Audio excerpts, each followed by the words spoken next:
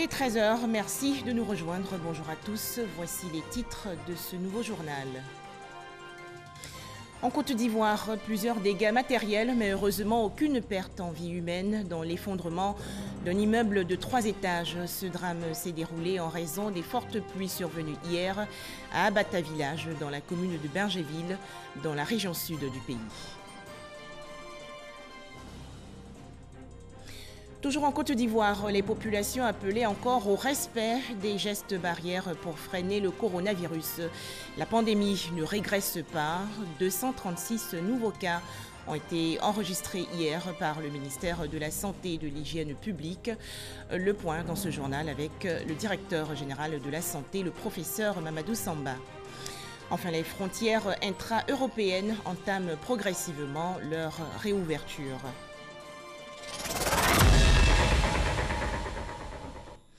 Pour commencer, ce drame dans la région sud de la Côte d'Ivoire, un immeuble de 3 étages s'est effondré hier à Abata Village, dans la commune de Bingerville, en raison des fortes précipitations. Heureusement, aucune perte en vie humaine. Les sapeurs-pompiers militaires cherchent encore les éventuels disparus sous les décombres. Le point avec Salima Toudia. C'est un immeuble R+3 en construction qui est parti en ruine ce dimanche aux environs de 16 h à Abata Village dans la commune de Bingerville. On a entendu un grand bruit et on est sorti pour constater. C'est là qu'on a vu que c'est l'immeuble dans le voisinage qui s'est écroulé. Donc la première réaction c'est de chercher à voir s'il n'y avait pas des personnes en dessous. Donc j'ai demandé, on m'a dit que le gardien n'était pas là. Je suis allé vers son coin là pour vérifier. Il était là. Je lui ai demandé, mais qu'est-ce qui s'est passé? Est-ce qu'il y a des gens en dessous? Il m'a dit non. Nous, on travaille là, on est 4. Après le gardien, aujourd'hui, on ne travaille pas. Donc, je venais voir mes amis. Je suis arrivé, j'ai vu le portail ouvert. Donc, je me suis demandé qui est ici. L'autre là m'a appelé, le temps de mettre la tête là-bas, là, j'ai entendu des bruits, la maison s'écrouler. Donc, pour moi, c'est le gardien qui était dedans. Au moment où je courais pour sortir, j'ai vu le gardien venir. Donc je lui ai demandé, il dit non à la personne. Alertés, les sapeurs-pompiers militaires sont sur les lieux. À 17h01, le GSPM a été alerté pour effondrement d'un immeuble en construction dans le village d'Abata.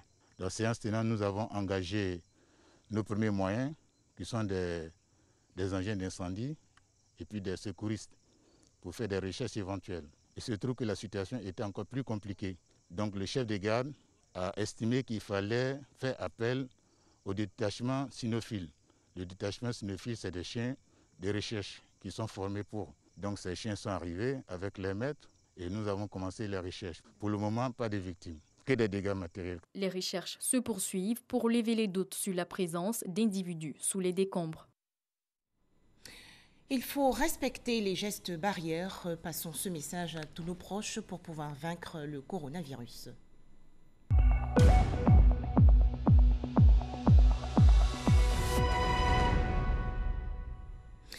L'épidémie de coronavirus n'est pas encore finie en Côte d'Ivoire, rappelle le ministre de la Santé et de l'Hygiène publique, le docteur Eugène Aka Awele. Son département ministériel a en effet enregistré hier 236 nouveaux cas de coronavirus. Le bilan ivoirien fait actuellement état de 5084 cas confirmés, dont 2505 personnes guéries et 45 décès. Tout de suite, les précisions du directeur général de la Santé, le professeur Mamadou Samba. Le ministère de la Santé et de l'Hygiène publique a enregistré ce jour, dimanche 14 juin 2020, 236 nouveaux cas de Covid-19 sur 848 échantillons prélevés, soit 27,8% de cas positifs, 108 guéris et 0 décès. À la date du 14 juin, la Côte d'Ivoire compte donc 5084 cas confirmés, dont 2505 personnes guéries, 45 décès et 2534 cas actifs. Le nombre total d'échantillons est de 36 783. le ministre de la Santé et le jeune public rappelle que la pandémie n'est pas terminée. Le virus est là et il circule dans notre pays. Nous pouvons tous être contaminés et contaminer nos proches, notamment les plus vulnérables, à savoir les personnes âgées et les malades chroniques. Le ministre de la Santé et du jeune public insiste sur le respect des règles de confinement pour les personnes testées positives. Cela est nécessaire pour rompre la chaîne de transmission de la COVID-19. Il en appelle à la discipline et au sens de la responsabilité de tous et de chacun. Si vous toussez, avez de la fièvre, des difficultés respiratoires et une perte de goût et de l'odorat, n'hésitez pas à vous rendre dans un des centres d'accueil et de dépistage COVID-19 ou appelez les numéros gratuits suivants, le 101, le 119, le 125 et le 143. Le ministre de la Santé et du jeune public remercie et félicite tous les acteurs de la santé pour leur engagement et leur dévouement dans la lutte contre la pandémie. Fait à Abidjan, le 14 juin 2020, Dr Eugène Aka Awele, ministre de la Santé et de l'Hygiène publique. Intéressons-nous à présent au nombre de cas recensés hors de chez nous. 11 964 cas confirmés de coronavirus, dont 54 décès au Ghana. Au Sénégal, 5 173 cas confirmés, dont 64 décès.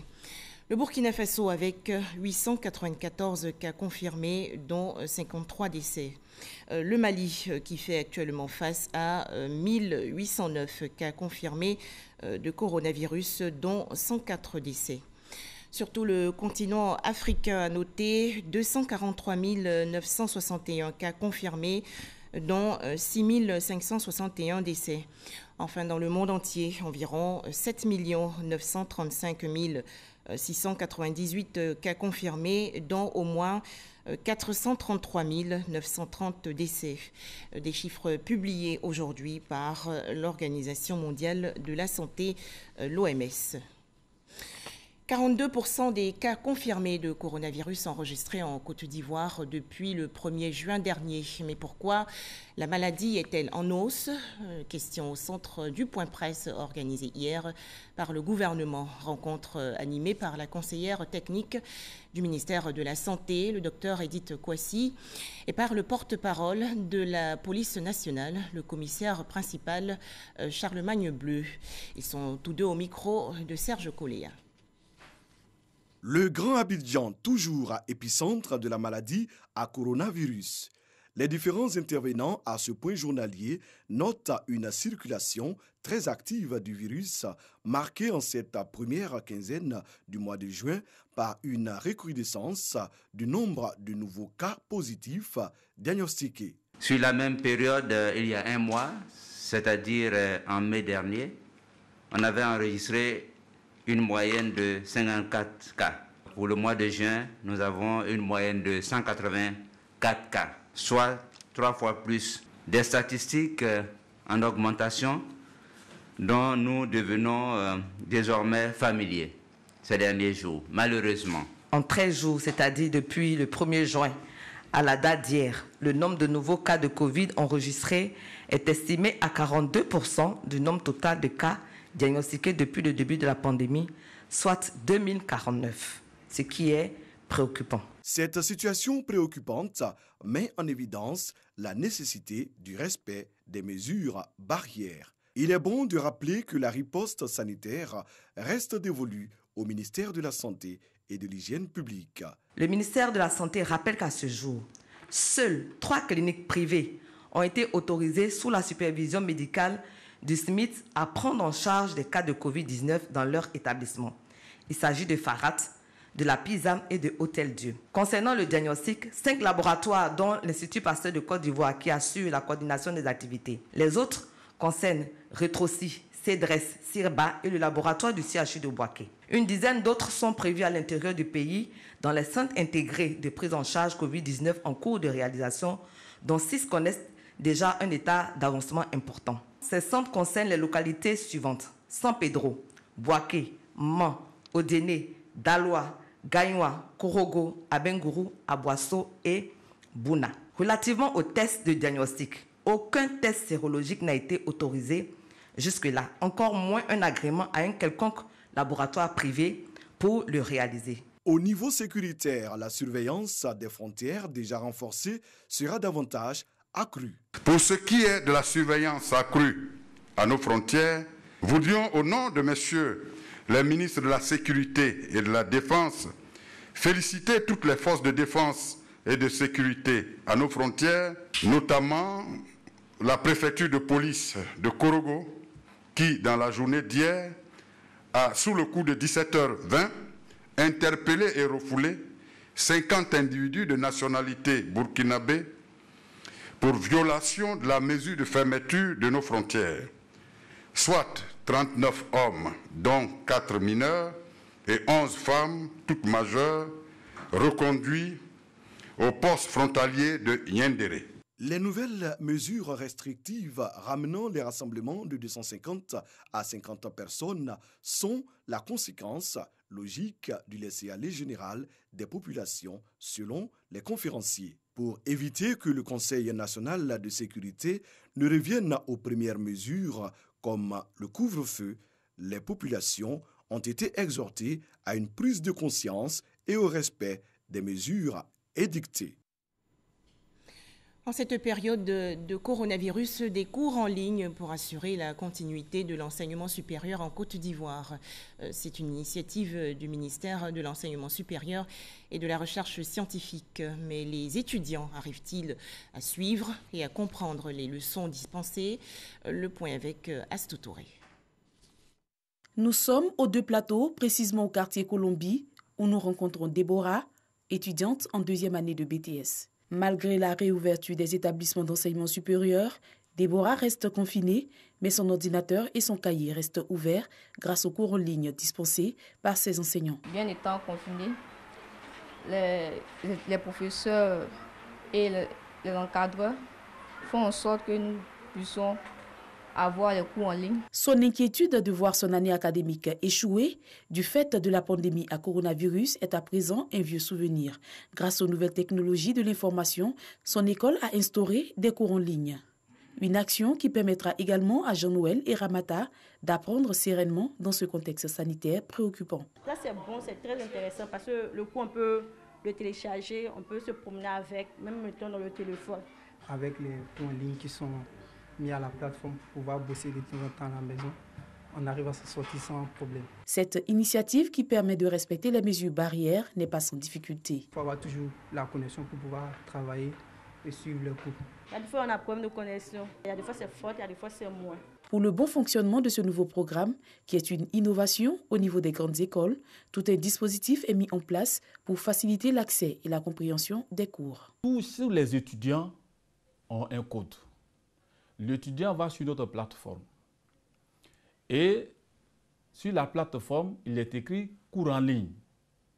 Il clique où c'est écrit cours en ligne et quand il clique, on lui demande des informations.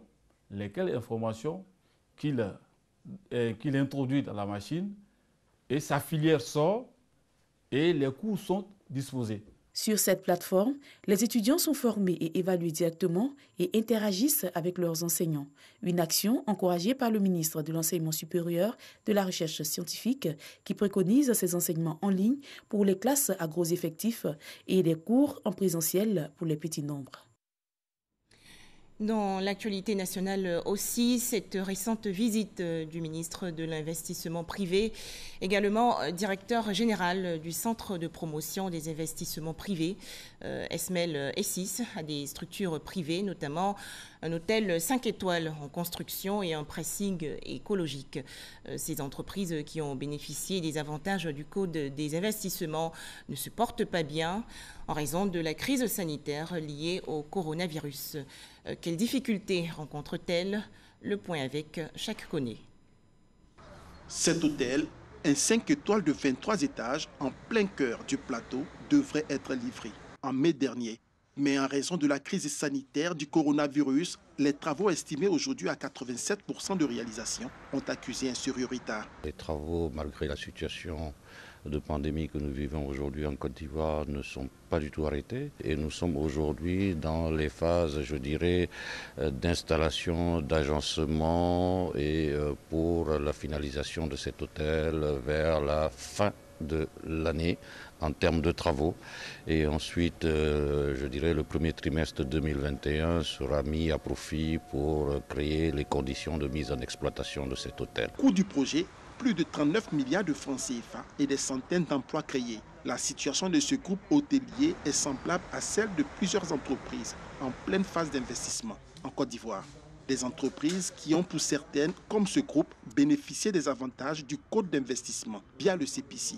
C'est ce qui justifie la visite du ministre de l'investissement privé, Essis Esmel, pour s'enquérir de l'état d'avancement des travaux. Ce groupe n'est pas le seul à bénéficier de ces avantages. Bien avant, Essis Esmel a visité une PME spécialisée dans le pressing écologique à Cocody 2 Plateau. Les aéroports sont fermés, donc les hommes d'affaires n'arrivent plus. Les hôtels, évidemment, ne fonctionnent plus parce que nous traitons beaucoup de linge d'hôtel et les restaurants ont été fermés également. Donc nous en étions réduits à voir notre activité plonger complètement. Nous sommes vraiment parmi les plus sinistrés. Pour ces entreprises impactées, le ministre de l'investissement privé a promis apporter des solutions. Pour la PME, elle est déjà en fonctionnement. Donc les fonds, effectivement, peuvent être mis en disposition, surtout pour régler les problèmes de trésorerie. En ce qui concerne les salariés aussi, il y a des dispositions qui sont prises pour lesquelles l'État apporte une assistance.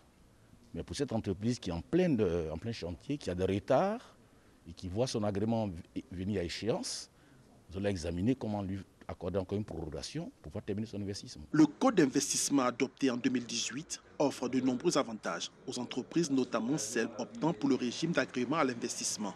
Ce régime confère des avantages, dont l'exonération des droits des douanes et de la TVA. 20 millions de francs CFA octroyés à l'État ivoirien dans le cadre de la lutte contre le coronavirus. C'est une initiative d'une grande entreprise spécialisée dans la distribution de produits phytosanitaires. Ce chèque a été remis il y a quelques jours au ministre de l'Économie et des Finances, Adama Coulibaly. Reportage, Franck Quadio. Les acteurs et entreprises du secteur industriel apportent leur contribution à l'effort national de lutte contre la pandémie à coronavirus Covid-19. Afchem Sofaco, entreprise œuvrant dans l'industrie chimique, n'est pas en reste. 20 millions de francs CFA offerts donc à l'État de Côte d'Ivoire. Une façon de s'inscrire dans une démarche participative et citoyenne en dépit des difficultés qui minent le secteur industriel durement impacté par la Covid-19. Nos dirigeants se sont dit, voyez-vous, cette pandémie touche toutes les sociétés. Il faut participer et soutenir le gouvernement ivoirien. Mais sinon, il est clair que les industries dans lesquelles nous fonctionnons sont largement touchées. Et nous saluons d'ailleurs les mesures du gouvernement, tout ce qui concerne le régime fiscal, tout ce qui concerne tous les programmes qui ont été mis en place pour soutenir le tissu industriel ivoirien. Une action saluée par la tutelle. Le ministre de l'Économie et des Finances, Adama Coulibaly, relève le symbole au-delà du geste. Il encourage le secteur industriel à soutenir l'engagement de la Côte d'Ivoire contre la Covid-19, mais surtout à ne pas s'alarmer au regard des derniers chiffres des contaminations en hausse. La Côte d'Ivoire a un plan de riposte sanitaire qui est extrêmement efficace et qui est reconnu partout comme l'un des meilleurs, en tout cas au niveau de la sous-région. Les réponses que nous donnons également au niveau économique, social et humanitaire sont des réponses qui sont adaptées dans le contexte que nous connaissons et dans le contexte africain d'une manière générale. Donc c'est vous dire que votre contribution viendra renforcer les moyens de l'État dans sa lutte contre la Covid. Appel alors à la mobilisation, mais surtout à la préservation du respect des mesures barrières. Le retour à l'embellie de nos économies en dépend. Cette initiative du secrétariat d'État chargé de l'autonomisation des femmes vise à soulager les commerçantes du secteur informel impactées par la crise sanitaire liée au coronavirus. Il s'agit bien sûr de l'opération Panier solidaire. À Diaké, dans la région sud-est du pays, plus de 75 femmes ont reçu récemment des vivres, notamment du riz local et des légumes. Pour en parler, Mamadou Kouassi. Ces femmes de la commune d'Adiaké sont pour la plupart des commerçantes du secteur informel. Elles ont vu leurs différentes activités impactées par les effets de la Covid-19. Un impact qui touche leur vécu quotidien. À cause de la Covid, nous n'arrivons plus à vendre. Nous sommes restés à la maison, nous avons perdu nos fonds de commerce puisque nous n'avons plus de source de revenus. Aujourd'hui, elles sont soulagées. Elles reçoivent chacune un panier de produits vivriers, du riz local et de la pâte d'arachide ainsi que de l'huile. Des vivres pour répondre un tant soit peu à leurs besoins. Une initiative du secrétariat d'État en charge de l'autonomisation des femmes à travers son opération Panier solidaire. Et le maire d'Adiaké, Yacouba Hiensié, s'est réjoui de cet appui à sa population avant d'exprimer sa gratitude, ainsi que celle de l'ensemble de la population gouvernement ivoirien, pour tous les projets dont bénéficie Adiaké dans le cadre du programme social du gouvernement. Le gouvernement du Premier ministre Amadou Gon Coulibaly, le gouvernement est auprès des populations. Et nous, à Adiaké, nous sommes bien placés pour le dire, parce que notre département, notre commune bénéficie dans le cadre du projet PSGO de pas mal de choses. On a l'adduction d'eau à Kaoukro, on a l'extension de l'électrification dans pratiquement tous les petits villages et les quartiers de notre commune. La secrétaire d'État chargée de l'autonomisation des femmes, Miss Belmont Dogo, a expliqué aux femmes d'Adiaké le fonctionnement du fonds d'appui au secteur informel, FASI, avant de les inviter à y souscrire et à contribuer efficacement à lutter contre la Covid-19. Chères mamans et chères sœurs d'Adiaké, tous ces efforts à votre endroit ne peuvent être couronnés de succès si nous n'accordons pas du prix aux mesures édictées par nos autorités en vue de stopper la propagation du virus. Cette cérémonie m'offre l'occasion de vous interpeller sur l'urgence du strict respect des mesures barrières. Évitons tout relâchement et soyons vigilantes. En plus des paniers, les femmes de la ville d'Adiaké ont reçu des cache-nez. À ce jour, ce sont environ 600 femmes du secteur informel et du corps médical qui ont reçu le panier solidaire. Aujourd'hui, lundi 15 juin 2020, il est plus facile de circuler dans une grande partie de l'Europe. La raison, plusieurs restrictions contre l'épidémie de coronavirus ont été levées, mais certains pays européens ne rouvrent pas pour autant leurs frontières au même moment. À noter que la France, l'Allemagne, la Belgique et la Grèce font partie des États qui rétablissent aujourd'hui la libre circulation entre leur territoire et le reste de l'Union européenne.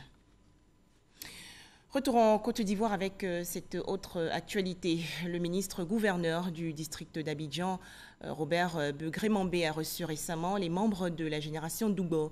Cette classe d'âge en pays ébrié doit en effet laisser sa place à la génération Tchagba d'ici fin 2020.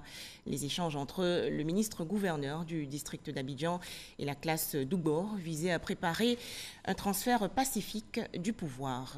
Issa Yeo. Les passations générationnelles en pays Tchad sont souvent source de conflits. Cette année, les Doubo, en fin de cycle de pouvoir, doivent passer le flambeau à la génération Tchagba pour gérer les 63 villages Tchad du district d'Abidjan. Le ministre-gouverneur Robert Begré-Mambé s'est entretenu avec une forte délégation de la génération Doubo. Objectif, assurer une passation de pouvoir pacifique entre les différentes générations. Il y a quelque temps, ensemble avec les doyens, nous avons convenu que dans l'intérêt de la collectivité Tchad